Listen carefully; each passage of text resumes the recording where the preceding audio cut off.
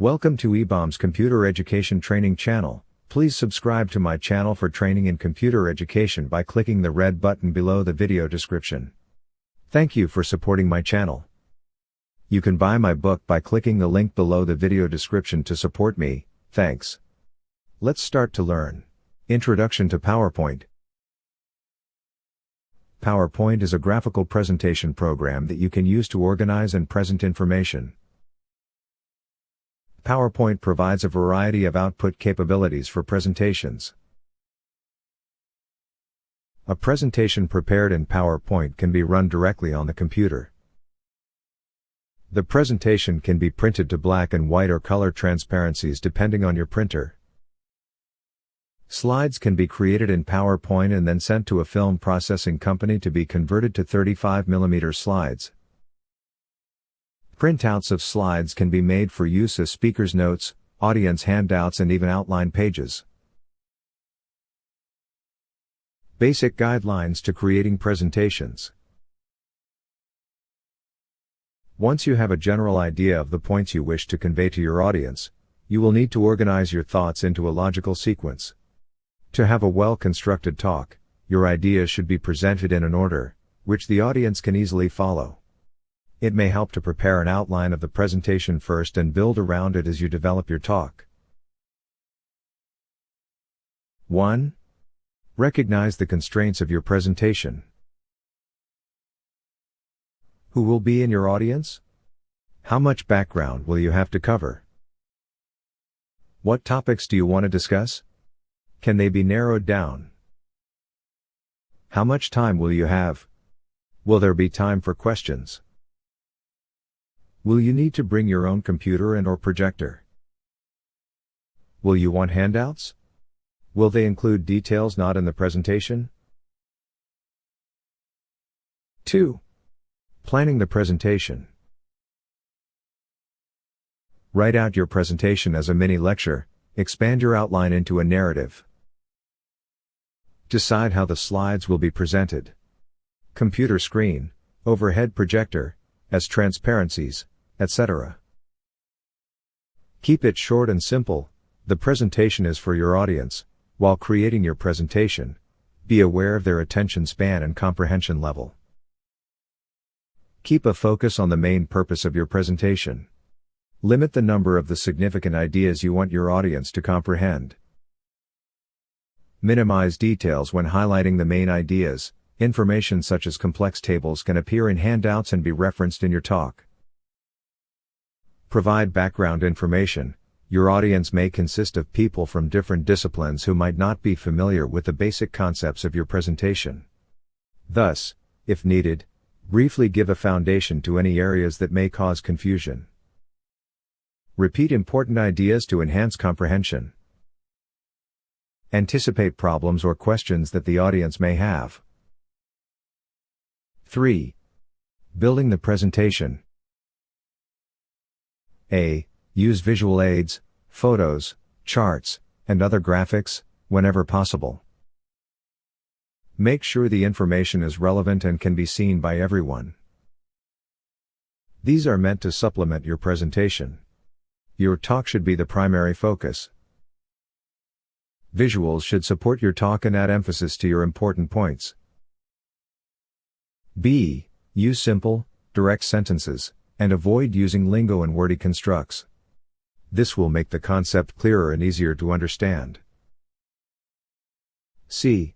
Suggested guidelines for using text.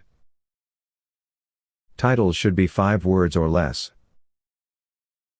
Slides should have less than 7 lines and no more than 8 words per line. Do not single space. Do not use all capital letters. D. Utilize all the space, leaving sufficient white space for a border, but keep slides easy to read and uncluttered. E. Try to use only one main idea per slide. Too many thoughts or ideas on a slide may confuse the audience. F. Maintain a consistent layout and color scheme to create continuity and cohesiveness. G. Try to limit yourself to a maximum of 1 minute per slide. H. Use large type and an easy-to-read font. I. Use contrasting colors. Use a light background color for overhead transparencies. J. Avoid vertical slides. K. Be sure to cite all literature where appropriate and be aware of copyright laws. 4. Reviewing the presentation. Go through the presentation and rethink the sequence, making sure the main concepts are emphasized and that you are providing smooth transitions which link one topic to the next. Remove any elements, including visual aids, which may be unnecessary. Practice delivering it aloud to learn it well and to make its length fit in the time allocated. Get feedback from a recorded replay of your delivery and from critical colleagues. As the presentation day approaches, practice, practice, practice. It is important to run through your presentation several times to ensure that you pace yourself appropriately. Proofread your visual aids and make sure they are all relevant. Make sure you do this early on in case you need to redo any of them. 5. Presenting the presentation. It's the presenter's responsibility to ensure slides run okay, so you may want to do a test run before the actual presentation. Things can go wrong. Make sure you have your presentation on a backup on disk. Do not read. Speak your ideas directly to your audience, referring if necessary, only to an outline of key points and transitions. Only use a pointer if you must emphasize something on the screen. Avoid swinging laser-like pointers, particularly in the direction of the audience. Be prepared for distractions. People may enter and leave at any time, causing distractions and a less than ideal listening/learning situation. Try to speak loud enough, clear enough, and with sufficient enthusiasm to hold the attention of your audience despite distractions, internal and external. State your final conclusions and end on time. Starting PowerPoint. You can have as many presentations open as you like, or as your computer's memory allows. In most cases, this means more than you'll ever need. You are not to only have one presentation open at a time. In the following we will learn to create a new, blank presentation based on a completely blank template. That means a blank presentation like that which appears when PowerPoint starts up. Later we shall have a look at the many beautiful templates you can use. To use PowerPoint, you first need to start up your computer and log on with your username and password. Click the Start button and select PowerPoint. When PowerPoint loads you will see the following screen. Now we can make our new empty presentation. 1. Click on Blank Presentation. The new PowerPoint presentation will open as shown here. The area in the center displays the slide layout. The area on the left displays the structure of your presentation as it builds. The area below the slide is labeled Click to add notes. You can use this area to write notes, which you can read from as you deliver your presentation. These notes can be printed out and are not visible whilst you show the slides. The 3 buttons on the bottom left of the screen offer you different views of the presentation. Normal view. The Normal button switches to Normal view. It is the view you want when you are working with individual slides and their content. Slide Sorter. Slide Sorter shows all your slides as thumbnails. It is thus easy to move them around if you want to reorder. You usually use Slide Sorter when you are about to complete your presentation. Slideshow. In Slideshow, you start the playback of your presentation from the current slide. It does not start from the beginning of the presentation. To view the presentation from the beginning, you can select the View tab in the ribbon and click the Slideshow button. The presentation will be shown in full screen mode. To forward your slides you can click with the mouse. To exit the slideshow, press the ESC key top left on the keyboard. User interface. The user interface is very different to previous versions of PowerPoint. Once you get used to it, it becomes very easy to use. Microsoft has created online training modules, which tell you how to find familiar commands in the new interface. The File tab. In the ribbon on top left corner of the new interface you will find the File tab, which replaces the File menu from previous versions of PowerPoint. Click this button to reveal options allowing you to save and print files. It contains a list of your most recently accessed presentations, and it contains the PowerPoint Options button, which take you to options previously found in the Tools menu under Preferences. The Quick Access Toolbar. Situated to the right of the Office button, the Quick Access Toolbar holds buttons that can be accessed from all views of PowerPoint. Whatever you are currently doing, you will be able to access these commands. Initially, the toolbar contains a Save button and Undo and Redo buttons, but you can easily customize the Quick Access Toolbar to hold your favorite commands. The ribbon. The ribbon contains 8 tabs, each relating to a specific task. Each tab contains several groups of tools. Here the clipboard, slides, font, and paragraph groups are visible. Each group contains related buttons, menus, and lists. Some groups have an arrow in the bottom right corner, which gives a dialog box when clicked. The ribbon and the tabs. The ribbon contains buttons for all the different functions that you have access to in PowerPoint. The ribbon is divided into a series of tabs that group the many buttons, making it easier to navigate. Sometimes some extra tabs will appear that are only shown when you work with certain elements, such as charts and tables. Thumbnails. To the left of the slide there is a bar that shows thumbnails of each slide in your presentation.